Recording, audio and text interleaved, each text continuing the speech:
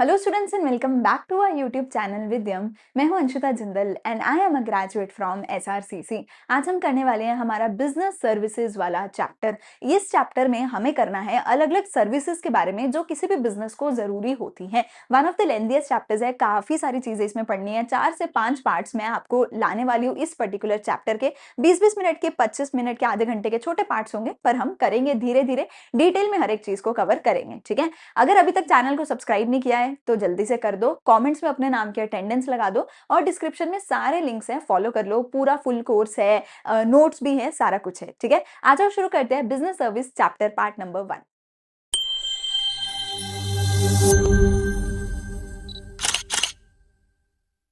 तो सबसे पहले इंट्रोडक्शन से स्टार्ट करते हैं कि बिजनेस सर्विसेज होती क्या है। So business services are those services which are used by business enterprises for the production और sale of goods and services. कहते हैं कि वैसे तो सर्विसेज बहुत सारी होती है, ठीक है, जो हम जैसे फॉर एग्जांपल मैं आपको पढ़ा रही हूँ, ये भी एक सर्विस है। एक डॉक्टर आपको ट्रीट कर रहा है, वो भी एक सर्विस है। एक सीए है, एक लॉयर है, वो सब आपको अपनी सर्विसेज दे रहे हैं।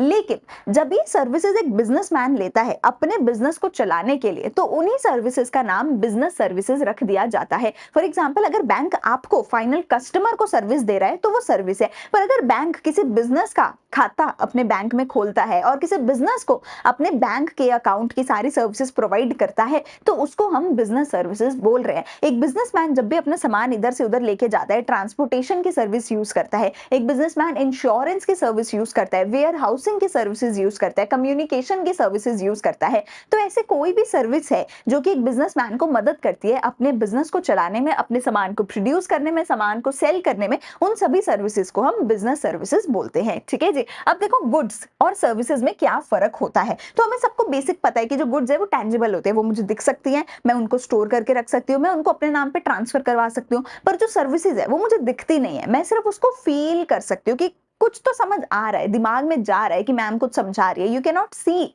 कि मैं तुम्हें पढ़ा रही हूँ, यू कैन फील कि हाँ मैम कुछ बोल रही है, वो मुझे समझ आ रहा है, मेरे दिमाग में जा रहा है। तो सर्विसेज इंटेंजिबल होते हैं, देख नहीं सकते। इसको मैं स्टोर भी करके नहीं रख सकती, आप अपने में स्टोर करके नहीं रख सकते हो। अगर लैपटॉप खरीदा, लैपटॉप आपके पास आप रख सकते हो संभाल के, ठीक है, लेकिन सर्विसेज को आप संभाल के स्टोर करके नहीं रख सकते हो। लैपटॉप आप अपने नाम पे खरीदोगे, आपके नाम पे कोई चीज ट्रांसफर हो जाएगी, पर सर्विसेज में ऐसा कुछ नहीं होता कि कोई चीज आपके नाम पे ट्रांसफर हो रही है। ठीक है ना, लैपटॉप बनाया कितने टाइम पहले हो, बेचा बाद में जा सकता है, पर जो सर्विसेज है जैसे ही बनाई जाती है साथ के साथ वो कंज्यूम करनी पड़ती है। मतलब मैं अभी सुना रही हूँ आपको, अभी सुन के अभी समझना पड़ता है। ठीक है, तो वहां पे प्रोड्यूसर एंड कंज्यूमर साथ में होते हैं जो सर्विसेज होती है। ठीक है, गुड्स के केस में ऐसा नहीं होता है। गुड्स को आप एक जगह से दूसरी जगह लेके जा सकते हो, ट्रांसफर कर सकते हो, सर्विसेज को ट्रांसफर नहीं कर सकते हो। तो ये कुछ एक मेजर डिफरेंसेस होते हैं गुड्स और सर्विसेज के बीच में। तो देखो, गुड्स क्या है, फिजिकल है, टेंजिबल चीजें हैं, ठीक है, जो कि हम टच कर सकते हैं, which are capable of being delivered to the purchaser, वो ट्रांसफर हो सकते हैं, डिलीवर हो सकते हैं परचेजर के नाम पे। ठीक है,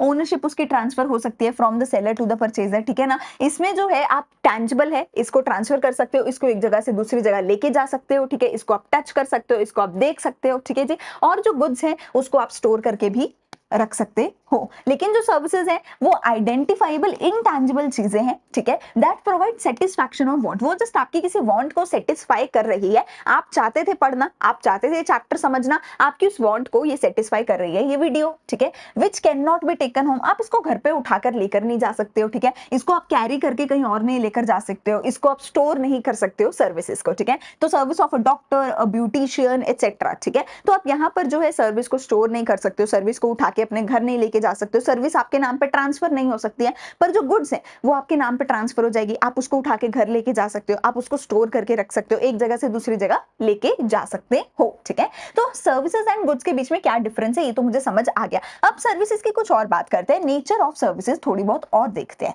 सबसे पहली चीज फीचर्स इसके हम देखेंगे कि क्या क्या इसके फीचर्स हैं। ठीक है, हम 5 अलग अलग इसके फीचर्स देखते हैं। Intangible, inconsistent, inseparable, inventory less होती है और इन्वॉल्वमेंट इसमें जरूरी होती है। इसके ओवरऑल सर्विसेज के 5 फीचर होते हैं। ये पांचों ही फीचर्स सर्विसेज के तो होते हैं, पर ये पांचों ही फीचर्स गुड्स के नहीं होते। गुड्स के केस में ये पांचों फीचर्स मिसिंग होते हैं। ठीक है जी, ये पांचों उसमें नहीं होते हैं।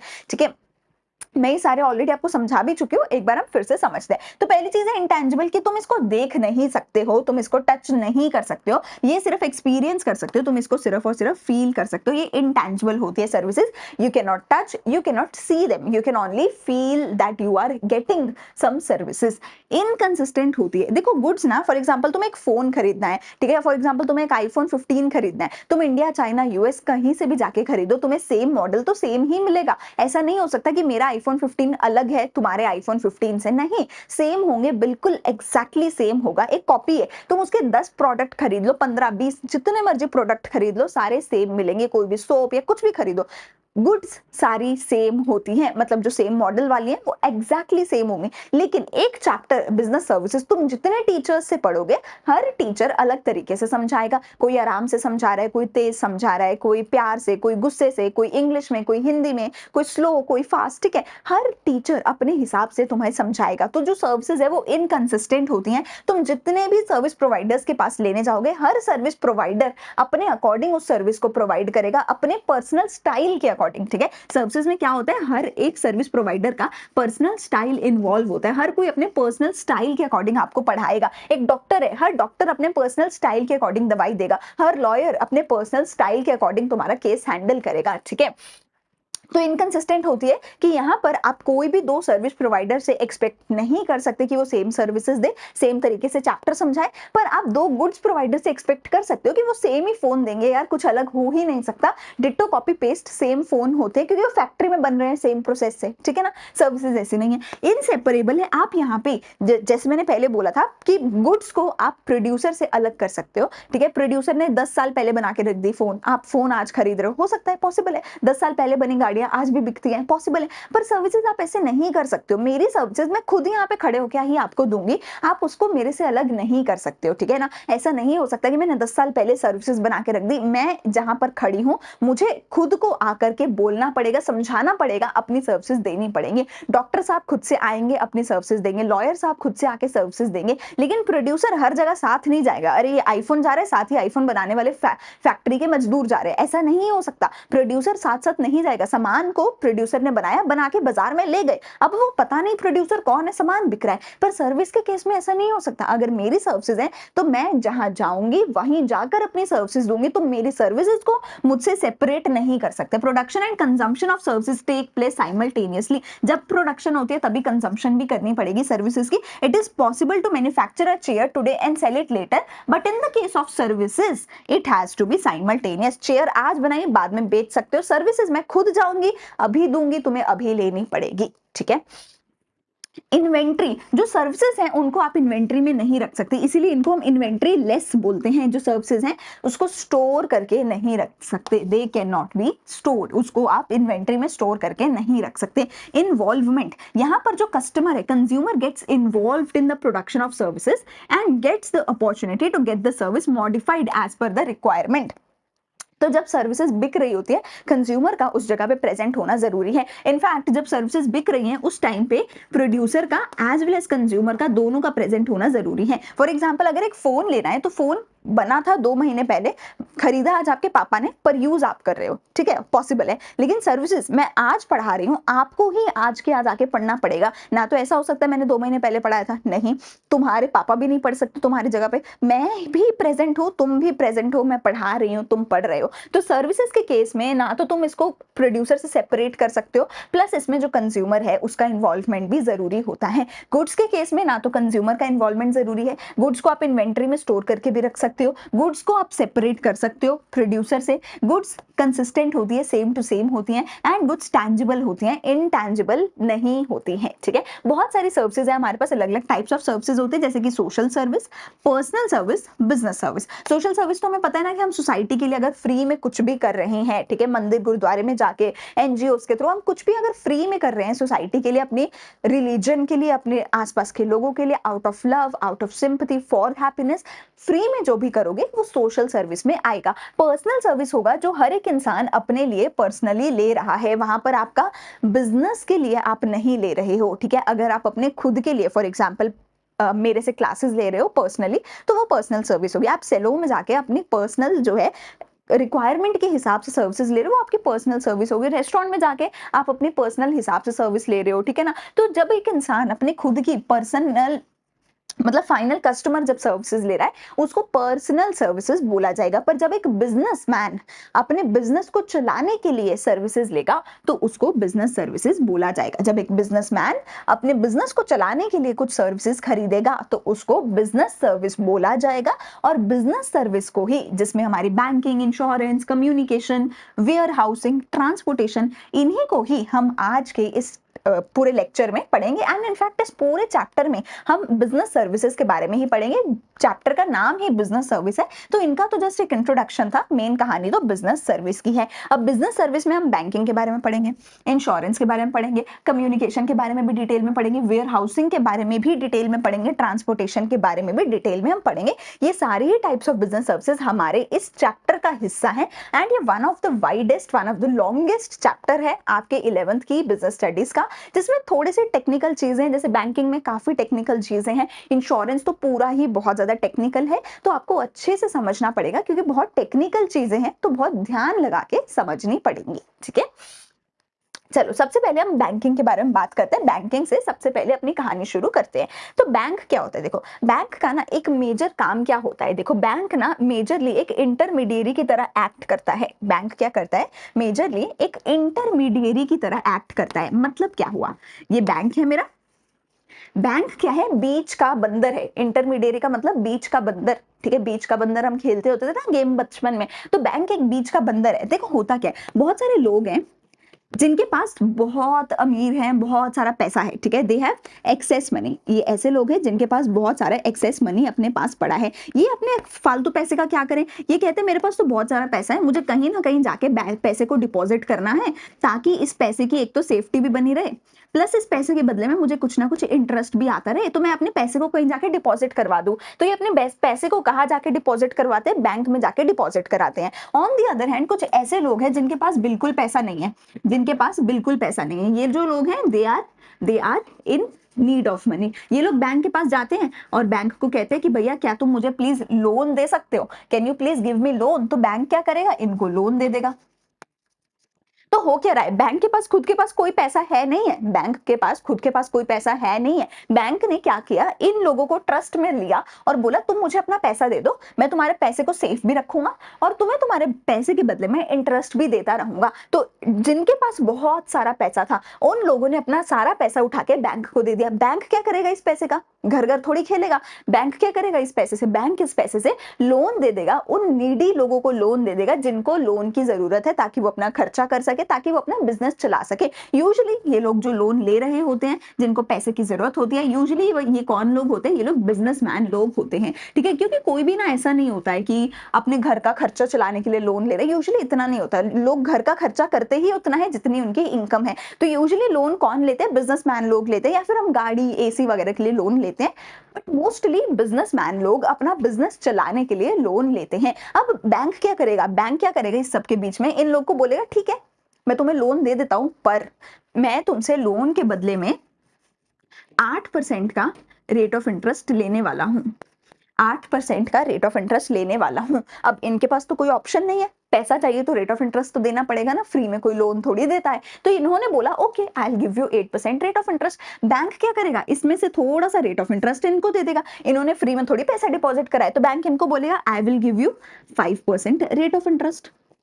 तो 8% आया, 5% गया, बीच में कितना बचा? 8 - 5। तो जो 3% बीच में बचा, वो रेट ऑफ इंटरेस्ट वाला जो 3% बीच में बचा, ये जो 3% है ये क्या है? प्रॉफिट है। किसका प्रॉफिट है? बैंक का। तो ये 3% से बैंक क्या कर रहा है? अपना घर चला रहा है, बैंक का प्रॉफिट हो रहा है, ठीक है। तो समझ आ रही है क्या हो रहा है? देखो इस इंसान को ढूंढना नहीं पड़ा। ये कहता था मुझे पैसा कहीं डिपॉजिट करना है, ये कहता था मुझे पैसा चाहिए। अगर बैंक नहीं होता तो इन दोनों को बाजार में जाके ढूंढना पड़ता, कोई लोन दे दो, कोई लोन दे दो, कोई मेरे को इंटरेस्ट दे दो, है ना। अब बैंक की वजह से क्या हुआ? इनको आपस में एक दूसरे को ढूंढना नहीं पड़ा। बैंक बीच का बंदर बन के आया, कहता है तू मुझे पैसा दे मैं तेरे को दे देता हूँ, तू मुझे इंटरेस्ट दे मैं तेरे को दे देता हूँ, बीच में मैं थोड़ा सा अपना प्रॉफिट कमा लूंगा। तो ये होता है बैंक, ठीक है। एंड मेनली बैंक काम यही करता है, बाकी जितने भी काम करता है बैंक वो सारे तो सेकेंडरी है। प्राइमरीली बैंक दो ही काम करता है, इधर से डिपॉजिट लेने का और इधर लोन देने का। प्राइमरीली बैंक के दो ही काम होते हैं, बाकी लॉकर की फैसिलिटी देना और ये देना वो सब एक्स्ट्रा है, ठीक है। वो सब एक्स्ट्रा है, वो सब नहीं भी होगा तो भी बैंक चल जाएगा, बट अगर ये नहीं होगा तो बैंक नहीं चलेगा, समझ रहे हो। अगर एक बैंक लॉकर ना दे या कुछ और ना दे तो भी बैंक चल जाएगा, पर एक बैंक का, किसी भी बैंक का प्राइमरी पर्पस क्या होता है, इधर से डिपॉजिट लेना और इधर इन लोगों को लोन देना, ये किसी भी बैंक का प्राइमरी पर्पस होता है। आई होप तुम्हें ये सारी चीज अच्छे से क्लियर हो गई होगी, ठीक है। सो देखो, bank means a company accepting deposit, वो क्या करता है, पैसे का डिपॉजिट लेता है पब्लिक से, ठीक है। एंड ये पैसा क्या होता है, रीपेएबल ऑन डिमांड होता है एंड विड्रॉएबल बाय चेक होता है। अब ये जो पैसा पब्लिक ने दिया है, अब ये जो पैसा देखो इधर से पब्लिक ने दिया है बैंक को, बैंक ने तो इसलिए लिया था ताकि बैंक लोन दे सके, लेकिन ये जो पैसा है जनता वापस भी तो मांगेगी ना। जनता ने हमेशा हमेशा के लिए थोड़ी दे दिया कि लो भैया मेरा पैसा, बस इंटरेस्ट देते रहो, नहीं। जनता को जरूरत पड़ सकती है ना कभी अपने पैसे की, तो जनता का जब दिल करेगा, ये लोग का जब दिल करेगा, ये तब जाएंगे बैंक में और बोलेंगे मुझे मेरा पैसा वापस दो। इनका जब दिल करेगा ये जाके बैंक से पैसा निकलवा सकते हैं। इसी को क्या बोला जाता है, इसी को यहाँ पे हम बोल रहे हैं रीपेएबल ऑन डिमांड। जैसे ही लोग आके डिमांड करेंगे, मैंने पैसा डिपॉजिट कराया था, मुझे मेरा पैसा वापस करो, बैंक को उसी क्षण पैसे वापस करने पड़ेंगे। इसी को रीपेएबल ऑन डिमांड बोला गया है। बैंक ये पैसा लेता क्यों है, लेंडिंग या फिर इन्वेस्टमेंट के पर्पज से बैंक इनसे डिपॉजिट लेता है। अब टाइप्स ऑफ बैंक क्या होता है, कमर्शियल बैंक, ठीक है। सबसे पहले चीज, जो सबसे पहले टाइप ऑफ बैंक मेरे पास होता है, कमर्शियल बैंक होते हैं, और हम सिर्फ कमर्शियल बैंक की ही इस चैप्टर में बात करेंगे। कमर्शियल बैंक का मतलब होता है वो सारे बैंक जो हमारे देश की आम जनता, जनरल पब्लिक के साथ ट्रेड कर रहे हैं। यानी कि आपका अकाउंट, मेरा अकाउंट, हम सबका अकाउंट जिस बैंक में है, वो सारे बैंक्स को कमर्शियल बैंक बोला जाता है। कमर्शियल बैंक ऐसे बैंक होते हैं जो देश की जनरल पब्लिक के साथ, देश की आम जनता के साथ डीलिंग करते हैं, ठीक है जी। इनके अलावा और कोई बैंक देश की आम जनता के साथ डीलिंग नहीं करते। फॉर एग्जांपल, तुम सबको पता होगा हमारे देश का एक सेंट्रल बैंक है, reserve bank of India, RBI. RBI आम जनता के साथ डीलिंग नहीं करता। आप और मैं जाके आरबीआई में अपना अकाउंट नहीं खुलवा सकते। हम लोग सिर्फ और सिर्फ कमर्शियल बैंक्स में जाके अपना अकाउंट खुलवा सकते हैं। हाँ, अब ये कमर्शियल बैंक कोई भी हो सकता है जिसमें भी आपका है, फिर चाहे वो एसबीआई है, चाहे वो आईसीआईसीआई है, चाहे वो आईडीबीआई है, चाहे वो एचडीएफसी बैंक है, चाहे वो एक्सिस बैंक है, so on and so fourth. बहुत लंबी लिस्ट है बैंक्स की, ठीक है। पंजाब नेशनल बैंक है, ये वो बहुत सारे बैंक्स हैं। ये सारे ही बैंक्स में हम जाके अपना अकाउंट खुलवा सकते हैं। इन सभी बैंक्स में जाके हम लोन ले सकते हैं, लॉकर खुलवा सकते हैं, कोई भी फैसिलिटी ले सकते हैं। ये सारे ही बैंक्स हमारे देश की आम जनता के साथ डीलिंग करते हैं। तो ये सभी बैंक्स को, इनमें से हर एक बैंक को क्या बोला जाता है, कमर्शियल बैंक बोला जाता है, ठीक है। A commercial bank is that financial institution which accept deposit from the public, जो पब्लिक से डिपॉजिट लेती है एंड पब्लिक को लोन देती है कंजम्पशन या इन्वेस्टमेंट के पर्पस के लिए, ठीक है। या तो एक बिजनेसमैन लोन लेगा इन्वेस्टमेंट के लिए, या फिर लोग अपने घर गाड़ी खरीदने के लिए लोन लेंगे कंजम्पशन के लिए, ठीक है। तो पब्लिक से लोन लेना, पब्लिक से पैसा लेना और पब्लिक को लोन देना, ये काम कौन करता है, कमर्शियल बैंक करता है। ये जो बैंक है, इंटरेस्ट पे करते हैं डिपॉजिट्स के ऊपर, जो मैंने बताया, और उससे ज्यादा इंटरेस्ट चार्ज करते हैं लोन के ऊपर। जैसे मैंने बोला 5% पे करेंगे, 8% लोन वालों से ले लेंगे, एंड इसके बीच में वो क्या कर लेंगे, अपना खुद का प्रॉफिट बना लेंगे, ठीक है। They are governed by the Indian banking regulation act 1949, ये इससे गवर्न होते हैं, ठीक है जी। Types of commercial bank, commercial bank सरकारी हो सकते हैं, प्राइवेट हो सकते हैं, फॉरेन हो सकते हैं। या तो सरकारी है, सरकार ने ओन कर रखे, जैसे कि अपना एसबीआई, पीएनबी, ठीक है। या फिर प्राइवेट हो सकते हैं, IDBI, ICI, HDFC, axis bank, private sector ने ओन कर रखे हैं। या फिर फॉरेन बैंक हो सकते हैं कि दूसरे देश के बैंक है हमारे देश में, उन्होंने एक ब्रांच खोल रखी है, तो ये फॉरेन बैंक हो सकते हैं जो हमारे देश में स्टार्ट नहीं हो रखे हैं, ठीक है। जैसे कि अपना city bank, standard chartered bank, ठीक है, डाउशे बैंक, कुछ एक ऐसे फॉरेन बैंक्स होते हैं।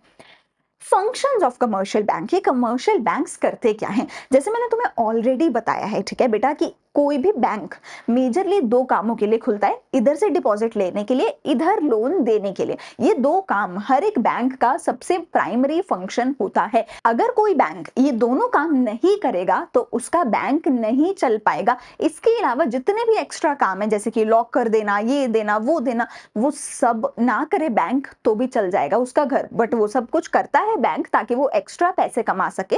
पर प्राइमरीली सबसे मेन फंक्शन क्या होता है? Accepting of deposit and lending, giving loans, ठीक है, लेंडिंग ऑफ मनी, ठीक है। ये दो प्राइमरी फंक्शन होते हैं, डिपॉजिट्स को एक्सेप्ट करना एंड लोन देना, ये दो मेजर फंक्शन होते हैं। इसके अलावा और भी होते हैं, जैसे कि चेक की फैसिलिटी, कि तुम चेक लगाओगे, चेक लगाकर जो है अपना पैसा बैंक से निकाल सकते हो। पर सबसे मेजर क्या होता है कि बैंक जो है पैसे का डिपॉजिट एक्सेप्ट करता है कस्टमर से। It is considered as the borrower of money. इसका मतलब है जो बैंक है ऐसे केस में वो कस्टमर से पैसा बोरो कर रहा है, और क्योंकि वो पैसा बोरो कर रहा है तो वो कस्टमर को कुछ अमाउंट जो है इंटरेस्ट का पे करता है जब भी वो डिपॉजिट करता है कस्टमर अपना पैसा बैंक में, ठीक है। दूसरी चीज क्या है कि कमर्शियल बैंक जो है लोन देता है, ठीक है, लोन्स एंड एडवांसेस देता है। जो भी डिपॉजिट में कमर्शियल बैंक के पास पैसा आया, उस डिपॉजिट में से बैंक लोन देता है। इस लोन के ऊपर क्या करता है बैंक? इनसे इंटरेस्ट चार्ज करता है, और मोटा इंटरेस्ट चार्ज करता है। Then is cheque. तो चेक तुम सबको पता है कि अगर तुम्हें अपने अकाउंट से पैसा निकलवाना है या किसी दूसरे के अकाउंट में पैसा डिपॉजिट करवाना है तो तुम बैंक में जाके एक चेक लगा सकते हो। सबको अपने अकाउंट के साथ एक चेक बुक मिलती है, तुम उस चेक बुक में कुछ एक डिटेल्स भरोगे, अपना सिग्नेचर करोगे तो तुम्हारे अकाउंट से पैसा निकल जाएगा। अगर तुम कैश विड्रॉ करवाना चाहते हो अपने अकाउंट से, वो भी तुम करा सकते हो। अगर अपने अकाउंट का पैसा किसी दूसरे के अकाउंट में जमा कराना चाहते हो तुम वो भी कर सकते हो with the help of a cheque, ठीक है।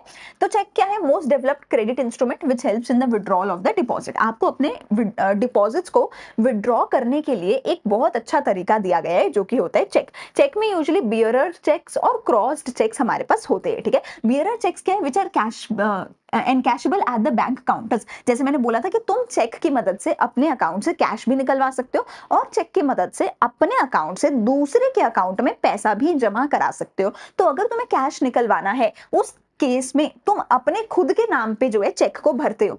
मतलब तुम चेक में भरते हो ना कि तुम्हें पेमेंट किसको करनी है। अगर तुमने मुझे पेमेंट करनी है तो तुम लिखोगे टू अंशिता। अगर तुमने खुद ही अपने अकाउंट में से कैश निकलवाना है तो तुम अपना खुद का नाम लिख देते हो, ठीक है ना। तो उसको बियरर चेक बोलते हैं कि बस जिसके पास ये चेक है उसको इस अकाउंट में से निकाल के कैश मिल जाएगा, ठीक है। दूसरा होता है crossed cheque which are deposited in payee's account, जो कि किसी दूसरे के अकाउंट में जाकर आपका पैसा जमा हो जाए, उस केस में आप क्रॉस्ड चेक का यूज करते हो, ठीक है। फिर आता है remittances of fund. Remittances of fund का मतलब होता है कि जब भी आपको एक अकाउंट से दूसरे अकाउंट में पैसा जमा कराना है, फिर चाहे वो इंडिया में है चाहे वो अब्रॉड है, ठीक है, तो आप रेमिटेंस ऑफ फंड का काम भी बैंक आपके लिए करता है, आपकी मदद करता है कि आप किसी दूसरे के अकाउंट में पैसा जमा करवा सकते हो, अपने अकाउंट में से निकलवा के बहुत इजीली बैंक ये आपके लिए करके देता है। Commercial bank provides the facility of transfer of fund. Remittance का मतलब तो ट्रांसफर ऑफ फंड्स हो गया, ठीक है जी। From one place to another, एक जगह से दूसरी जगह, चाहे आप कश्मीर में बैठ के कन्याकुमारी में पैसा भेज रहे हो, भेज सकते हो बैंक के थ्रू, ठीक है। With the help of bank draft, पे ऑर्डर, मेल ट्रांसफर, बहुत सारे अलग अलग तरीके होते हैं, बहुत सारे अलग अलग तरीकों से आप पैसा इधर से उधर ट्रांसफर कर सकते हो। फिर आती है कुछ एक एक्स्ट्रा सर्विसेज। बैंक आपको बहुत सारे एक्स्ट्रा सर्विसेज भी देता है, जैसे कि बिल पेमेंट। आपके बिहाफ पे बैंक आपके बिल्स पे कर सकता है। बैंक आपके लिए काम कर सकता है, जैसे आप बोलो ना कि अपने छोटे भाई को बोलते हैं अरे जा यार इसको ये पैसा दे के आओ, उसकी जगह आप सिंपली बैंक में बोल सकते हो। बैंक के आजकल तो इतने सारे एप्स, वेबसाइट सब कुछ आ गया है, आप बैंक में ना एक रिमाइंडर लगा सकते हो कि हर महीने की 1 तारीख को मेरे अकाउंट में से पैसा कट हो जाए और इसके अकाउंट में पैसा जमा हो जाए। बहुत सारे हमारे बिल्स होते हैं जो हमें हर महीने पे करने होते हैं, जैसे हर 1 तारीख को फीस पे करनी है, या बिजली का बिल पे करना है, पानी का बिल पे करना है, या रेंट पेमेंट करनी है, तो आप अपने अकाउंट में एक सिंपली अलार्म लगा दोगे, एक सिंपल जो है, ठीक है, अकाउंट में अपने इंस्ट्रक्शन भर दोगे कि हर महीने की 1 तारीख को मेरे अकाउंट से 10,000 रुपए का रेंट कट जाए और इसके अकाउंट में जमा हो जाए, तो तुम्हारी सिरदर्दी खत्म। हर महीने की 1 तारीख को अपने आप वो बिल पेमेंट हो जाएगी, ठीक है। फिर लॉकर की फैसिलिटी तो ऑब्वियसली बैंक तुम्हें देता ही है, ठीक है ना, कि तुम्हें अपने जितने भी वैल्यूएबल चीजें रखनी है, घर पे चोरी हो सकता है, बैंक से चोरी नहीं हो सकता, तो लॉकर में तुम बैंक में रख सकते हो, बट फ्री में नहीं मिलते लॉकर्स पे, ऑब्वियसली पैसा चार्ज करता है बैंक, क्योंकि बैंक का भी खर्चा होता है यार लॉकर में सामान रखने का। अंडर राइटिंग सर्विसेज होते हैं, इसके बारे में हम यहाँ पे नहीं समझेंगे क्योंकि काफी डिटेल लग जाएगी इसको समझाने के लिए। आप इसको एज इट इज याद कर सकते हो, एज इट इज लिख कर आ सकते हो। इसको आप क्लास 12th में समझना, अभी के लिए आपको डिटेल में समझने की कोई जरूरत नहीं है। Buying and selling of shares and debentures, आपके बिहाफ पे कोई भी स्टॉक मार्केट से शेयर्स वगैरह खरीदने हैं, डिबेंचर्स भी शेयर्स की तरह ही होते हैं। अगेन आप क्लास 12th में समझोगे, ठीक है। तो buying and selling of shares करना भी आपके बिहाफ पे वो भी बैंक करके देता है, ठीक है जी। पर्सनल सर्विसेज भी देता है, जैसे कि payment of insurance premium, collection of dividend etcetera. तो कोई भी कंपनी अगर आपको डिविडेंड देती है वो आपके अकाउंट में सीधा जमा हो सकता है, बैंक आपको वो सर्विस देता है। इंश्योरेंस प्रीमियम, देखो अगर आपको इंश्योरेंस लेते हो तो इंश्योरेंस के बदले में आपको पेमेंट करनी पड़ती है, और वो पेमेंट टाइम टू टाइम करनी पड़ती है, हर 1 महीने बाद या हर 2 महीने बाद या हर 6 महीने बाद। उस पेमेंट के लिए भी अगेन तुम रिमाइंडर लगा सकते हो कि हर 2 महीने बाद मेरे अकाउंट से पैसा कट होकर यहाँ जमा हो जाए। तो आपके लिए वो सारी सर्विसेज बैंक करके देता है। इसके अलावा अगर आप कहीं घूमने जा रहे हो बाहर, ठीक है, तो बैंक आपको ना एक नोट लिख के दे देता है जिसके थ्रू आप कहीं भी फॉरेन में पेमेंट कर सकते हो, जहां आपका यूपीआई वगैरह कुछ ना चले, वहां पे आपका एक बैंक जो है एक चेक आपको बना के दे देता है, उसकी मदद से आप पेमेंट कर सकते हो। ऐसे ही और बहुत सारी चीजें जो है बैंक आपको प्रोवाइड करता है, बहुत सारी एलिड सर्विसेज, एक्स्ट्रा सर्विसेज बैंक्स आपको देते हैं, ठीक है। लेकिन अगेन बैंक का मेजर काम क्या है? अकाउंट्स में डिपॉजिट लेना और लोगों को लोन देना, ठीक है। अब डिपॉजिट किस किस तरीके के बैंक अकाउंट्स में आप कर सकते हो? अब मैंने बोला ना मेजर काम है डिपॉजिट लेना, लोन देना, तो मैं ये भी बताऊंगी कि कौन से वो मेजर बैंक अकाउंट्स हैं जिनमें आप अपना पैसा डिपॉजिट करवा सकते हो, और कौन से वो मेजर बैंक अकाउंट्स हैं जिनके थ्रू आप लोन की फैसिलिटी को ले सकते हो बैंक से, ठीक है जी। तो पहले टाइप्स ऑफ बैंक अकाउंट जिसमें आप अपना पैसा जमा करा सकते हो, सबसे इजीएस्ट सबसे बेसिक होता है बेटा सेविंग्स अकाउंट, ठीक है। देखो 2-3 चीजें समझो। तो देखो एक तो होते हैं इंडिविजुअल लोग, ठीक है, जैसे कि आप हो गए, मैं हो गई। यूजुअली इंडिविजुअल लोग कौन होते हैं? जिनका कोई बिजनेस नहीं होता है, ठीक है। छोटे बच्चे हो सकते हैं, ओल्ड एज लोग हो सकते हैं, या ऐसे लोग हो सकते हैं जिनका सैलरी है, ठीक है, जो कहीं पे नौकरी करते हैं और उनकी रेगुलर सैलरी आती है। एक होते हैं वो इंडिविजुअल लोग, एक होते हैं बिजनेसेस। अब बिजनेस में और इंडिविजुअल में फर्क क्या होगा मेजरली? कि जो इंडिविजुअल है ना उसको महीने में एक बार सैलरी मिल गई और रोज का एक आध कहीं पे खर्चा कर दिया, ठीक है। पर जो बिजनेस है उसके साथ ऐसा नहीं होगा, उसके हर रोज लाखों रुपए आएंगे, लाखों रुपए जाएंगे। रोज वो लाखों रुपए की सेल कर रहा है, पर एट द सेम टाइम वो लाखों रुपए के खर्चे भी कर रहा है। तो जो बिजनेस है उसके दिन में लाखों की ट्रांजेक्शन होंगी और बार बार ट्रांजेक्शन होंगी। फॉर एग्जाम्पल तुम एक बहुत छोटी सी एग्जाम्पल ले लो कि अगर तुम कहीं से फ्रूट भी लेने जाते हो या फिर आजकल गोलगप्पे खाने जाते हो, तो आजकल हम वहां पर भी यूपीआई पेमेंट्स करते हैं। सोच के देखो, अगर उसके पास दिन के 200 कस्टमर आ रहे हैं, उनमें से 100 लोग भी यूपीआई कर रहे हैं, तो दिन में 100 बार एक छोटे से गोलगप्पे वाले के क्या कहते हैं अकाउंट में दिन में 100 बार पैसे डाले जा रहे हैं। ऑटो वालों को आजकल हम ऑनलाइन पेमेंट करते हैं। तो जो बिजनेस है उसको दिन में 100-200 बार पैसे आ जाते हैं, ठीक है, उसके अकाउंट में। तो उस वजह से ना इन लोगों का ना अकाउंट मैनेज करना बहुत डिफरेंट होता है, बहुत डिफिकल्ट होता है एज कंपेयर टू ये लोग। इनकी होंगी दिन की 2 ट्रांजेक्शन, इनकी होगी दिन की 200 ट्रांजेक्शन। तो ऑब्वियसली ये दोनों का सेम फैसिलिटी, सेम कॉस्ट, सब कुछ सेम नहीं हो सकता ना। तो बैंक इन दोनों को सेम अकाउंट नहीं देता। बैंक कहता है अगर तुम्हारा सैलरीड एम्प्लॉय हो, अगर तुम छोटे बच्चे हो, ओल्ड एज लोग हो, ठीक है, अगर तुम एक बिजनेस नहीं हो, तो तुम इंडिविजुअल्स वाला अकाउंट ले लो जिसको हम क्या बोलते हैं? Savings account. तुम क्या कर लो? इंडिविजुअल्स वाला अकाउंट ले लो जिसको हम क्या बोलते हैं? सेविंग्स अकाउंट बोलते हैं, ठीक है। सेविंग्स अकाउंट में ना हम तुम्हें हर रोज की हजारों ट्रांजेक्शन करने ही नहीं देंगे, और क्योंकि तुमने इतनी ट्रांजेक्शन नहीं करनी, हम तुमसे कोई खर्चा पानी भी नहीं लेंगे, और बदले में हम तुम्हें इसके ऊपर इंटरेस्ट और देंगे, ठीक है ना। इंटरेस्ट भी देंगे, कोई कॉस्ट भी नहीं लेंगे, और तुम इसमें लिमिटेड ट्रांजैक्शंस कर सकते हो। पर अगर तुम हो एक बिजनेस, तो भैया हम तुम्हें इंटरेस्ट तो नहीं देंगे, हम तुम्हें इंटरेस्ट तो नहीं देंगे, पर तुम्हारी इतनी सारी ट्रांजैक्शंस को संभालने के लिए तुमसे फीस और हम चार्ज करेंगे। बैंक क्या कहता है? अगर एक इंडिविजुअल हो, थोड़ी बहुत ट्रांजैक्शन कर लेना, खर्चा नहीं लेंगे हम तुमसे, और बदले में तुम्हें इंटरेस्ट भी पे करेंगे, क्योंकि तुम्हारी तो हर महीने सैलरी आती है, हर महीने बैंक में पैसा आता है, तो हम तुम्हें इंटरेस्ट देंगे उस सैलरी के ऊपर। पर बिजनेसेस के केस में क्या होता है? हजारों रुपए रोज आ रहे हैं, हजारों रुपए रोज जा रहे हैं, तो बैंक कहता है मैं तुम्हें इंटरेस्ट नहीं पे करूंगा, बदले में तुम्हारा अकाउंट चलाने के लिए तुम्हारे से फीस भी चार्ज करूंगा। तो बिजनेसेस के लिए कौन सा अकाउंट खुलवाया गया? करंट अकाउंट खुलवाया गया, ठीक है। तो जो सेविंग्स अकाउंट है वो इंडिविजुअल्स के लिए होता है जिन्होंने अपना थोड़ा बहुत पैसा सेव करना होता है, ठीक है। इसमें जो है बहुत ज्यादा आप अनलिमिटेड अमाउंट में सब कुछ नहीं कर सकते हो। हाँ, आप थोड़ी बहुत रोज के खर्चे पाने के लिए थोड़ा बहुत रोज का पैसा अंदर बाहर कर सकते हो, ठीक है। इसमें आप जब चाहो चेक की मदद से या किसी भी तरीके से अपना पैसा जब चाहो आप तब निकलवा सकते हो। इसमें कोई लिमिट नहीं है कि 2 महीने बाद ही पैसा निकलेगा, नहीं, आप 2 घंटे बाद भी पैसा निकलवा सकते हो, कोई लिमिट आपकी नहीं है। हाँ, मतलब कि ऐसी लिमिट है कि आप दिन में 1000 बार ट्रांजेक्शन कर दो, वो नहीं होगा। आप 5-10 ट्रांजेक्शन करोगे, आपका बैंक बोलेगा अब कल आना, अब नहीं मैं दोबारा ट्रांजेक्शन करने दूंगा। पर ऐसा कोई लिमिट नहीं है कि 1 साल बाद ही पैसा निकलवा सकते हो, कोई टाइम लिमिट नहीं है, ठीक है। Amount deposited is refer to as the demand liability of the bank. इसको बैंक के लिए डिमांड लाइबिलिटी बोला जाता है कि जैसे ही कस्टमर डिमांड करेगा ये वापस करना पड़ेगा। करंट अकाउंट में क्या होता है, बिजनेसमैन के लिए होता है ये जो अकाउंट होता है, ठीक है। इसमें आपको इनिशियली 5,000 या 10,000 रुपए डालने पड़ते हैं इस अकाउंट को खुलवाने के लिए, क्योंकि इस अकाउंट को चलाने के लिए ना फीस लगती है। इस पे कोई रिस्ट्रिक्शन नहीं होती, जितना मर्जी पैसा आए, जितना मर्जी पैसा जाए, ठीक है। इसके ऊपर आपको कोई भी रेट ऑफ इंटरेस्ट बैंक पे नहीं करता, उल्टा इसके बदले में बहुत बार आपको कोई ना कोई फीस चार्ज करी जाती है, क्योंकि बैंक को खर्चा होता है यार इतने ट्रांजेक्शन को हैंडल करने के लिए, ठीक है। So it is refer to as the running and active account. इसको ये भी कई बार बोला जाता है, मेजरली इसको सेविंग्स अकाउंट, इसको करंट अकाउंट ही बोला जाता है। उसके बाद आते हैं मेरे पास आरडी और एफडी। उसके बाद क्या आता है मेरे पास, आरडी और एफडी अकाउंट। आरडी और एफडी अकाउंट में देखो क्या होता है, सेविंग्स अकाउंट में ना, सेविंग्स अकाउंट में क्या होता है ना, तुम ऑन डिमांड जब तुम्हारा दिल करे, ठीक है, जितना दिल करे उतना निकलवा लो। फॉर एग्जाम्पल अगर मुझे 10 रुपए के गोलगप्पे वाले की भी पेमेंट करनी है तो मैं यूपीआई कर दूंगी, 10 रुपए के ऑटो वाले की पेमेंट करनी है यूपीआई कर दूंगी, ठीक है। जब चाहे जितना चाहे मैं अपने सेविंग्स अकाउंट से निकलवा सकती हूँ, ऑन डिमांड में निकलवा सकती हूँ सेविंग्स अकाउंट से।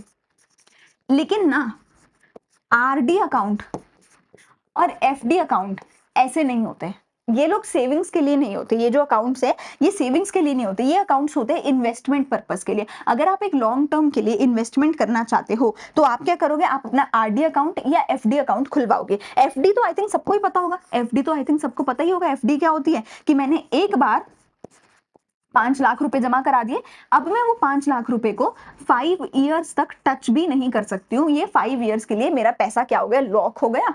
5 इयर्स के लिए मेरा पैसा क्या हो गया, लॉक हो गया। पर 5 साल के बाद जब मुझे मेरा पैसा मिलेगा तो वो एक हायर रेट ऑफ इंटरेस्ट के साथ मिलेगा, वो एक हायर रेट ऑफ इंटरेस्ट के साथ मिलेगा। हायर रेट ऑफ इंटरेस्ट का मतलब कि जो बैंक है वो यूजुअली जो सेविंग्स अकाउंट है, सेविंग्स अकाउंट जो है, ठीक है, सेविंग्स अकाउंट पे बैंक यूजुअली देता है 3 से 4% का रेट ऑफ इंटरेस्ट, या कई बार इससे भी कम देता है। और जो एफडी अकाउंट है, क्योंकि इसमें तो आप 5 साल के लिए पैसा लॉक करके रख रहे हो, तो इसमें बैंक क्या करते हैं, यूजुअली आपको 7 से 8% का भी जो है रेट ऑफ इंटरेस्ट पे करते हैं। तो यहाँ पे आपको almost double rate of interest पे किया जाता है सेविंग्स अकाउंट के कंपेरिजन में। विच इज वाई जिनको लॉन्ग टर्म के लिए इन्वेस्टमेंट करना होता है, जिनको एक हायर रेट ऑफ इंटरेस्ट कमाना होता है, तो वो एफडी में अपना पैसा लॉक करवा के रख देते हैं, ठीक है। तो एफडी में आपने अपना पैसा लॉक करके रख दिया 5 साल के लिए और एक हायर रेट ऑफ इंटरेस्ट आपको मिला।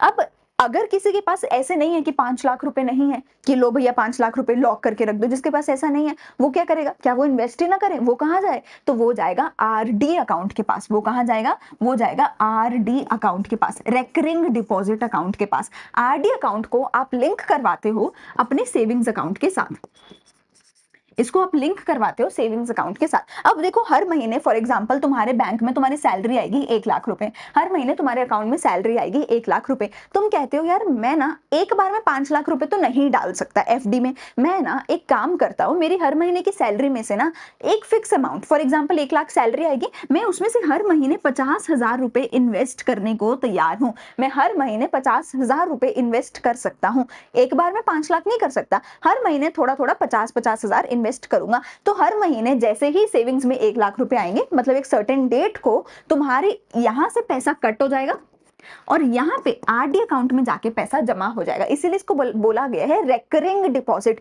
रिकर मतलब बार बार इसमें पैसा जमा होगा, हर महीने इसमें पैसा जमा होगा। एंड अगेन क्योंकि तुम यहाँ पे इन्वेस्टमेंट पर्पज से पैसा जमा करा रहे हो तो यहाँ पर भी हायर इंटरेस्ट मिलता है। जैसे अगर यहाँ पे 2-3% का मिलता है, एफडी पे 7-8% का मिलता है, क्योंकि वहां तो तुम सीधा ही परमानेंट लॉक कर रहे हो। यहाँ पर तुम्हें करीब 5-6% का मिल जाता होगा, क्योंकि ये एफडी जितना भी नहीं है कि तुमने परमानेंट लॉक कर दिया और सेविंग्स अकाउंट की तरह भी नहीं है स्कैन किया पेमेंट कर दिया, नहीं, स्कैन करके पेमेंट नहीं कर सकते, लॉक तो इसमें भी हो रहा है पर हर महीने थोड़ा थोड़ा जा रहा है, एक साथ 5 लाख रुपए नहीं जा रहा। तो आरडी पे सेविंग्स अकाउंट से ज्यादा इंटरेस्ट मिलता है और एफडी से थोड़ा कम इंटरेस्ट मिलता है। इसमें हर महीने सेविंग से कुछ कुछ पैसा काट के तुम इन्वेस्ट करते रहते हो, ठीक है।